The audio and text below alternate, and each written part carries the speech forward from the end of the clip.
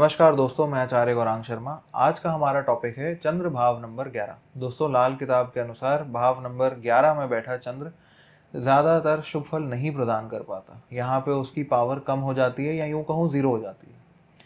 चंद्र यहाँ पे शनि के आधिपत्य वाले घर में बैठा है और यहाँ पे वो शत्रु ग्रह की आशियाँ यानी कि केतु की आशियाँ जैसे कि बेटा, यूरिनरी ट्रैक, इन सबको डिस्ट्रॉय करता है, यूटीआई की ट्रबल वगैरह दे देता है या मेल चाइल्ड पैदा नहीं होने देता। चंद्र यहाँ पे बैठ के मानसिक तनावों में या अपने ही सगे संबंधियों की तरफ से आई गई अनचाही प्रॉब्लम्स में जातक को उलझा के रखता है। पर लाल किताब की ग्रामर का एक और उसूल है, ग्रह 11 जो मंदा होवे असर में सबसे उमदा होवे। यानी कि अगर ग्रह जो 11वें घर में बैठा है वो मंदे प्रभाव का हो पर उसका असर सबसे तेज होगा, उसका असर सबसे प्रोमिनेंट हो जाएगा।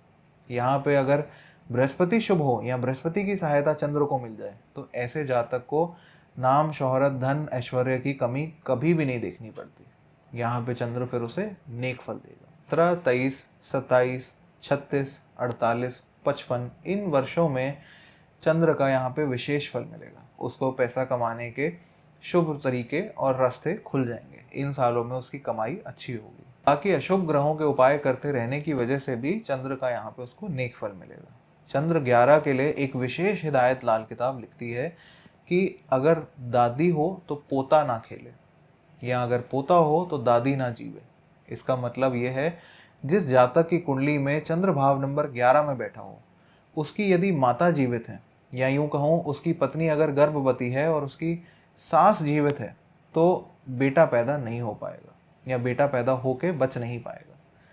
अगर बेटा पैदा हो गया और उसकी दादी ने यानी कि इस जातक की माँ ने उसको देख लिया पैदा होने के बाद 43 दिन के अंदर, तो ऐसे जातक की माता या तो दुनिया से रुखसत हो जाएंगी या फिर माता विधवा हो जाएंगी या फिर उनकी आंखों में कोई ना कोई समस्या आ जाएगी। इसीलिए इस जातक को विशेष हिदायत दी जाती है कि जब इसकी वाइफ को लेबर पेन आए तो इसकी माताजी यानी उस स्त्री की सास अपने घर से दूर चली जाए। अगर पोता पैदा हो गया हो तो 43 डेज तक वो कहीं दूर ही रहें, पोते का मुंह ना देखें और डेली अपनी आंखें और अपना माथा दूध से धोएं जिससे उनके और पोते की प्राणों की रक्षा हो सके, उनके ऊपर कोई बला ना आए। ये बाकियों के लिए महज एक वहम है पर चंद्र भाव नंबर 11 वाले के लिए ये बेहद ही इम्पोर्टेंट एडवाइस है। ऐसा मैंने अपने निजी अनुभव में पाया। जिन लोगों को इसके बारे में ज्ञान नहीं था वो बहुत पछताए। उनको किसी ना किसी प्रकार का लॉस विद इन 1 और 2 ईयर्स देखना पड़ा अपनी लाइफ में, खास करके अपनी माता से या अपने संतान से रिलेटेड। इसके अलावा चंद्र 11 कुछ शुभ फल भी यहाँ पे बैठ के देता है। अगर चंद्र 11 के समय जातक को मेल चाइल्ड का या औलाद का सुख नहीं मिल पा रहा तो उसको एक विशेष उपाय लाल किताब बताती है। ऐसे जातक को 999 प्योर गोल्ड की एक छोटी सी सलाख लेनी चाहिए।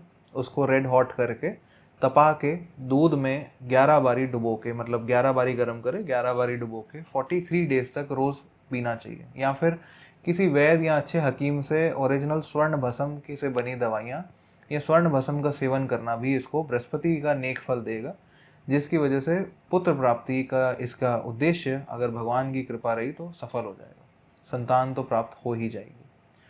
साथ ही चंद्र जब 11वें भाव में हो तो ऐसे जातक को शनिवार के दिन कोई हेवी मशीनरी या घर के कंस्ट्रक्शन का काम कराना शुरू नहीं करना चाहिए। ऐसा करना उसे बेहद बुरा प्रभाव देगा। ये बाकियों के लिए हो सकता है एक वहम हो पर चंद्र 11 वाले को इसका पालन अवश्य करना चाहिए। चंद्र 11 के समय इसको चाहिए कि अपनी बहन, अपनी बेटी की शादी कभी भी बुधवार के दिन ना करे। साथ ही खुद की शादी या किसी और की शादी अटेंड करने के लिए शुक्रवार का दिन ना चूज करे। ऐसा करना इसकी मैरिड लाइफ को, इसकी बहनों की मैरिड लाइफ को खराब करता है। ये बाकियों के लिए हो सकता है बहुत रेलेवेंस ना रखे पर चंद्र 11 वाले के लिए ये विशेष हिदायत लाल किताब में लिखी गई है जो मैं आप सबके साथ एज इट इज शेयर कर रहा हूँ। साथ ही चंद्र 11 वाले को एक खास हिदायत दी जाती है कि सूर्य छिपने के बाद और सूर्य उदय होने से पहले कोई भी दान ना ले, ना ही दे। अब लोग सोचेंगे कि अंधेरे में कौन ही दान लेता है या देता है, पर फिर भी कन्यादान या गुरु से उपदेश का या नाम का दान इन मुहूर्तों में, ब्रह्म मुहूर्त में या अंधेरे के बाद हो सकता है। तो यहाँ पे जब आप कन्यादान लेने जाएं या कन्यादान करें तो विशेष ध्यान रखें कि रात का समय ना हो। आप दिन के समय या गोधूलि काल के समय कन्यादान लें या गुरु जी से नाम दीक्षा या उपदेश आदि का दान लें। इस बात का खास ध्यान चंद्र 11 वाले को रखना चाहिए। चंद्र 11 वाले को समुद्र से, पानी के स्रोत से, खेलों से जितना दूरी बनाए उतना अच्छा। इसको ना तो रिवर राफ्टिंग, ना क्रूज में या शिप में ट्रैवल, मर्चेंट नेवी या शिपिंग आदि बिजनेस में एंटर नहीं करना चाहिए। ना ही बहुत ज़्यादा गहरे स्विमिंग पूल्स में आदि में अपने शौक को पूरा करना चाहिए। ऐसा करना इसके स्वास्थ्य के लिए हानिकारक हो सकता है, आयु पे भी बात बन सकती है। अब बात करते हैं चंद्र 11 के समय क्या तालीम लेना, क्या एजुकेशन लेना आपको चंद्र के यहाँ पे नेक फल देगा। चंद्र 11 को लाल किताब लिखती है बरसाती नाला, जो कि कभी तो एकदम ब्रिम तक भरा होता है, ओवरफ्लो कर रहा होता है, बाकी समय खाली रहता है। तो यहाँ तो चंद्र 11 वाला जातक पढ़ाई लिखाई से अपना वास्ता तोड़ देगा, पढ़े लिखेगा ही नहीं, खाली कर देगा नाले को, या फिर वो अपनी पढ़ाई लिखाई अव्वल दर्जे की पूरी करेगा। वो कभी भी बीच में मीडियोकर बन के नहीं रह सकता।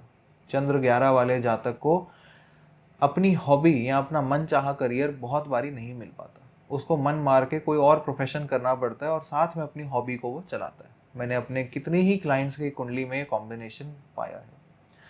अब अगर हम सब्जेक्ट्स की बात करें तो ऐसा जातक कॉमर्स के, accountancy, economics, stock market, finance related subjects को ऑप्ट करे तो बहुत अच्छा। चार्टेड अकाउंटेंट भी बन सकता है, जेमोलॉजिस्ट भी बन सकता है, और जो सर्वे रिसर्च आदि करके स्टैट्स डिपार्टमेंट में काम करते हैं वो भी ये पढ़ाई कर सकते हैं।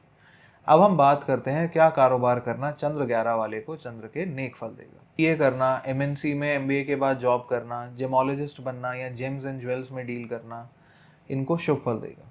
वाइट मेटल का काम करना भी इनको नेक फल देगा।